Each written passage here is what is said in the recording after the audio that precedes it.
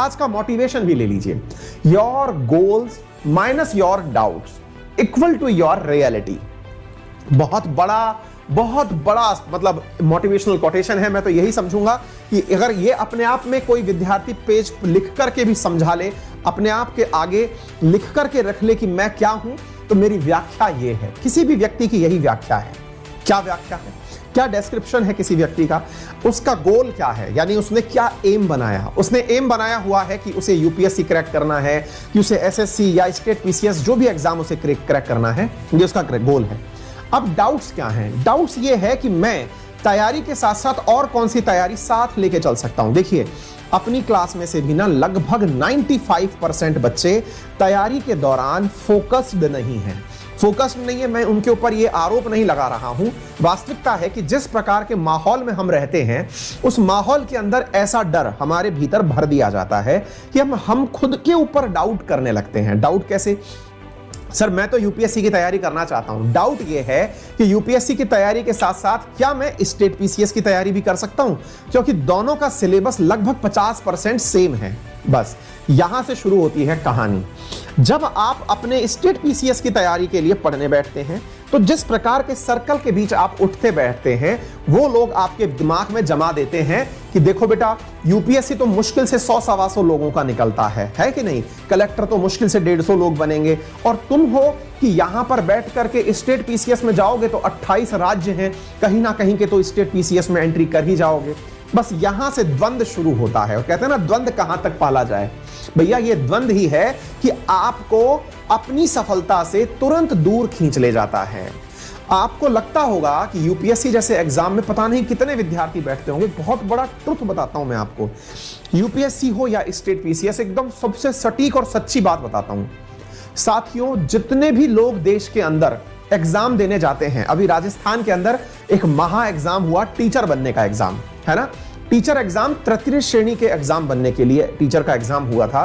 26 लाख लोगों ने फॉर्म भरा था, 23.5 लाख लोगों ने एग्जाम दिया है। ठीक है, तृतीय श्रेणी के शिक्षक का एग्जाम, जिसमें 23.5 लाख लोगों ने एग्जाम दिया। वहीं पर अगर आप यहां के होने वाले राजस्थान के सबसे बड़े एग्जाम, जिसे राजस्थान एडमिनिस्ट्रेटिव सर्विस का एग्जाम कहते हैं, उसमें मुश्किल से 5 लाख फॉर्म भरे जाएंगे। एग्जाम देने के लिए मुश्किल से 3 लाख लोग पहुंचेंगे। बड़ा सवाल है, क्या उसके अंदर जो सीट कम है इसलिए लोग कम जा रहे हैं, या फिर लोगों को लगता ही नहीं है कि वो कर पाएंगे? सबसे बड़ी बात यही है, लोगों को लगता है कि रीट के एग्जाम के अंदर तो हम सफलता पा जाएंगे, लेकिन उस एग्जाम में हम सफलता नहीं पाएंगे। साथियों, 1000 के मुकाबले अगर 1 लाख विद्यार्थी बैठ रहे हैं, तो भी 100 में से 1 विद्यार्थी का सिलेक्शन हो रहा है। वहां पर 26,000 के लिए 26 लाख फॉर्म भरे गए हैं, तो भी वहीं 100 में से 1 का सिलेक्शन हो रहा है। सारा गेम सोच का है। और मैं आपको बहुत पते की बात बताऊं, जितना भी बड़ा कंपटीशन होता है, उस कंपटीशन में सिंसियरली और यूनिडायरेक्शनल होकर तैयारी करने वालों की जो संख्या है, वो हजारों में होती है। आपको लगता होगा कि सर ये बात फेक है, लेकिन सच्चाई ये है कि अगर यूपीएससी का एग्जाम हो रहा है, तो जो बिल्कुल ऑनेस्टली यूपीएससी की तैयारी कर रहे हैं कि कहीं दिमाग दाएं बाएं नहीं रखना है, केवल एक ही जगह तैयारी करना है, मुश्किल से इन लोगों की संख्या 50,000 होती है। फॉर्म भले ही 4 लाख 5 लाख भरे जाएं, लेकिन 50,000 से ज्यादा सिंसियर स्टूडेंट नहीं होते। ऐसे ही अगर आप स्टेट पीसीएस की तैयारी में उतरते हैं, तो 50,000 से ऊपर स्टेट पीसीएस के विद्यार्थी भी नहीं होते। किसी भी एग्जाम में जाइए, उस संख्या का मात्र 50 में से 1 या 20 में से 1 बच्चे का सिलेक्शन हो जाए, इतनी ही भीड़ होती है।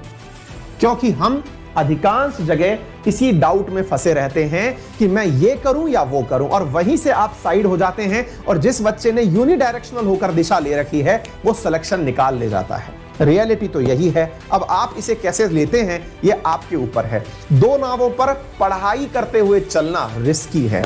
बहुत सारे लोग कहते हैं प्लान बी होना चाहिए, लेकिन प्लान बी पैरेलल नहीं होना चाहिए। ये बात भी समझिए।